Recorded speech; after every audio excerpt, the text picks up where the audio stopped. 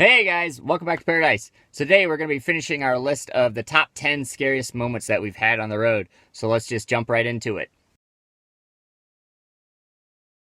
Alright, coming in at number 5, we're just going to call City Day. We were driving through Phoenix, Arizona, which is always a fun city to drive through anyways, but we were driving through and didn't realize it was Halloween. We had some stuff that we had to do in the city, and it got a little late on us, so we just decided we'll just sleep in the city that day. And this was in the when we first got the truck camper. This was a couple years ago, and we decided to sleep at a Walmart, and we were looking for a decent one, and we're like, I don't know, all of them look kind of sketchy, and we ended up parking by one that had kind of apartment buildings by the side of it.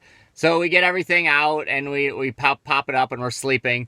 And in the middle of the night, I think it was like 1 or 2 in the morning, there's a guy like belligerently like walking the parking lot, screaming and yelling, but he's like talking to himself. So we're like looking out the window. I'm like trying to see what's going on, and I'm like, the guy's by himself, and he's like he's like pretending to like yell at cops and stuff, and he's like, shoot me, bro, shoot me. And we're like, holy crap, like this guy's lost his mind. And then he starts banging on cars. There was like a few other cars, I think it was from people working, and he's like banging on them, and we're like, okay. So I'm like up downstairs, like trying to grab something in case he decides to come over here. But we're like, okay, this dude's literally lost his mind, and I don't know what to do with it.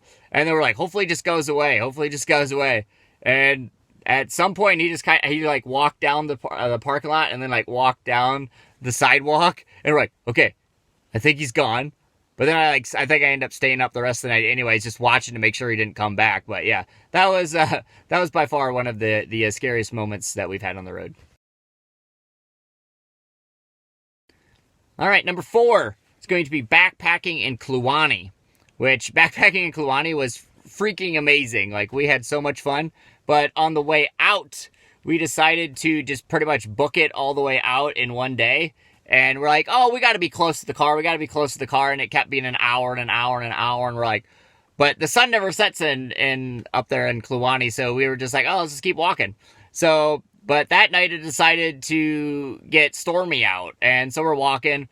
And on the way in, at this spot kind of closer to where our vehicle is, that's where we saw these bears. We ran into grizzly bears, we ran into black bears, we ran into moose. Like, all these animals were kind of right in this area.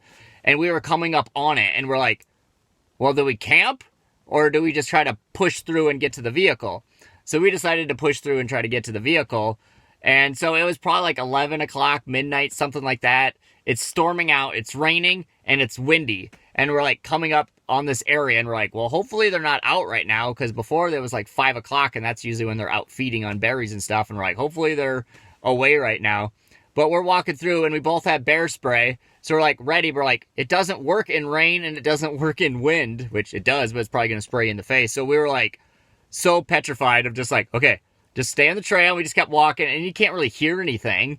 So it's like, it's windy and rainy. It's like you don't hear the animals walking or anything like that. Usually you can kind of hear them grunting or whatever if they're running after you or something like that. But it was loud, and we were kind of trying to figure out.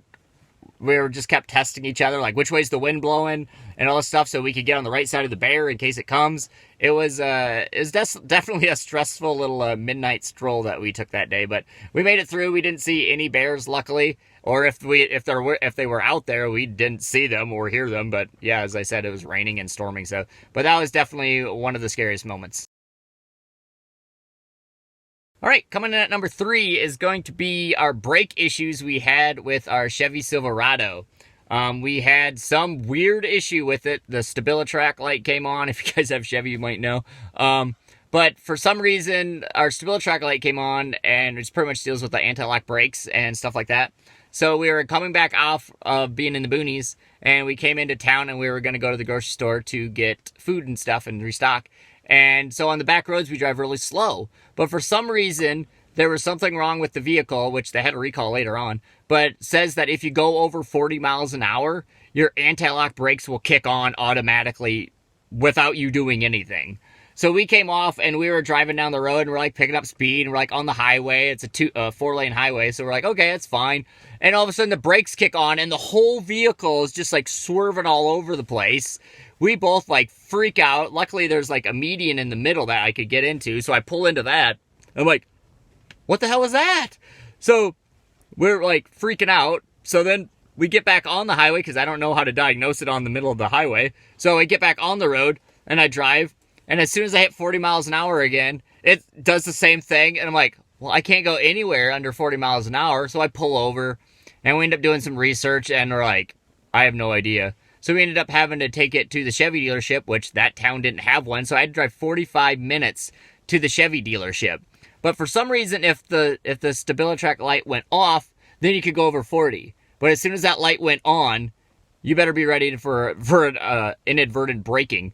So luckily, most of the drive there, I think the light was off. So we were actually able to get to the Chevy dealership and they could look at it. But then they couldn't even figure out anything that was wrong with it anyway because the light wasn't on. So it was a whole long ordeal. But yeah, that scared the crap out of us when you're driving on the highway and your brakes kick on at 40 miles an hour and you're not expecting it. So coming in at number 2, we're just going to call Animals in the Desert. We were pretty much, this was one of our first years we were down in Arizona. What are you doing?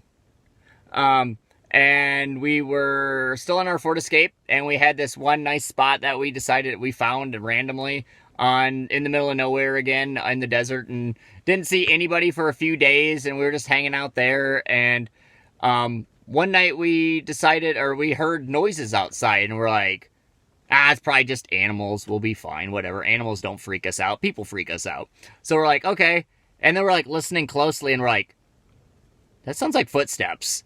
Somehow the dogs didn't bark, but they were pretty quiet. So we kept listening. We're like, that sounds like footsteps. But there was no voices. So we're like, okay. And it freaked me out because then I didn't want to move because I'm like, well, what if somebody is out there? Then they'll hear that we're in here. So we're like, and being in the Escape, it's really awkward to try to get out of the camper or to get out of the SUV. So I'm like, you pretty much have to get out in order to get up, or in order to get up, you have to get out. So I'm like, well, I don't want to get out if there's somebody out there. So we were like both sitting in there, like pretty much having to stay silent, trying to figure out what that noise was. And so we laid there for a couple hours and just like kept listening to it. Like, well, why would they be like hanging around the camper? So still weren't sure, but in the morning we woke up and looked around, and it turns out there was javelina tracks everywhere. So hopefully it was javelinas, but we didn't see any human footprints or anything, but it scared the crap out of us because we usually don't run into that many animals that often that come up to the camper that close, but they were like right outside the camper sniffing around, which they were quiet, but we could hear their footsteps. So that definitely woke us up and freaked us out. All right, guys, we made it to number 1. So coming in at number 1 is just going to be Mosquitos. We were in Canada again. A lot of these are in Canada. And we were in the truck camper here. And it was the first year that we had Ohana, and we wanted to take Ohana back up to Kluane and do some more backpacking and stuff. And on the way up, we just usually stay on the public lands up there, which they're Queens lands there. But as I said before, they're not really the best lands. They're really pretty swampy, and they just kind of don't take care of them. So we just did this one little random pull-off and didn't really go too far from the highway. And we get there and we're like, okay, well, it's whatever. We're just going to sleep here, wake up, and leave tomorrow morning. So we're like used to mosquitoes, but we get out and let the dogs run around, and we kind of set everything up back here, pop the top up, move stuff around so they can get in. And they're out. One's chewing a bone. Lily's always chewing a bone, and Hannah's got a stick, and Clue's just waiting to get in. And so we finally get everything settled, and we get them inside. Or, no, we're still outside, and we're like, wow, these mosquitoes are, like, insanely thick. Like, they were just, like, swarming us, swarming the dogs, and the dogs, they don't really notice. They're just like, oh, whatever, we'll play. And we're like, no, get in the camper. But then, obviously, they're all on top of the dogs, so we're, like, trying to brush them off before they get in. So we finally get everybody inside, and we're like, wow, that was intense. Like, that was scary. And then we get inside, and it literally sounds like the highway outside of just the mosquitoes. It was just like blanketing the canvas. And we're like, holy crap. And Heather's like, you think there's any holes in the canvas that they can get through on? Or like, I don't think so. There's like 2 little holes that are in the back where the poles go for the roof that go to the outside. So I like stuffed like toilet paper or something in there so stuff wouldn't get through. And so then we still had to kill all the ones that were in here. So I kind of went nuts going on mosquito control because all the ones that were on the dogs got off and they're like flying around. So I was like, okay, I think I killed them all. So then we finally like lay down and we're like, well, let's go to bed now. And we lay down and they're like, there's always one mosquito.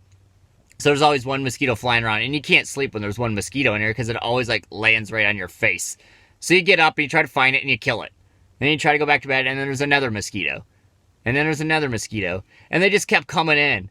And it was like an all night long battle with these things. So they were like coming through the screens still. They were small enough to fit through our screen holes and get through that way. So they just like kept slowly filing in.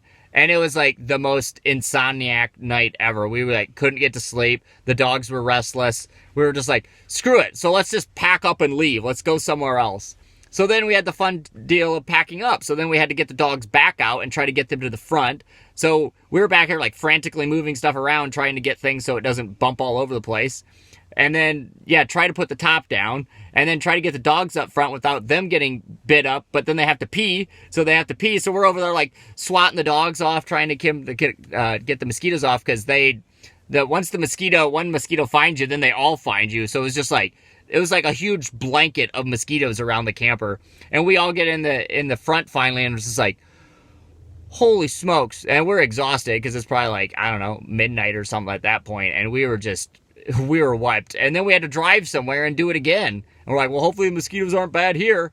Which I think everywhere I went, the mosquitoes were bad. But it really wasn't as bad as the next spot. But at that spot, it was just horrible. And then that's when we decided to just turn around and come back to the United States. Because that was when we first had Hana. And he was getting torn up. And we're like, it's not good for him because he's just a little puppy. And it wasn't enjoyable for the dogs. And obviously it wasn't enjoyable for us. So we didn't get sleep for like 3 days. Because then we just beelined it back to the States. But so that was by far our scariest moment on the road was mosquitoes. It was terrifying. It's like I read stories about like how mooses get like drained by mosquitoes in Alaska and stuff because there's so many just swarming them, sucking all their blood out. It's just insane. We're like, okay, yeah, we're not doing it.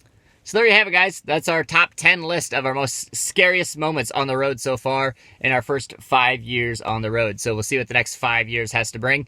But most of them are actually earlier on. Lately, we haven't had really too many scary moments. Mostly just the truck issue. That was kind of annoying. We're kind of learning the ways of how most of this works and the animal sounds and stuff like that. So we kind of get used to dealing with a lot of this stuff. But by far, the pros of living this lifestyle definitely outweigh the cons and the scariness of it. Most of our scary moments pretty much usually have to do with being in the city and being around people. So as soon as you get away from the people, you really don't have all these scary issues anymore. But anyways, thanks for watching, guys. Hope you enjoyed it, and we'll see you guys next time.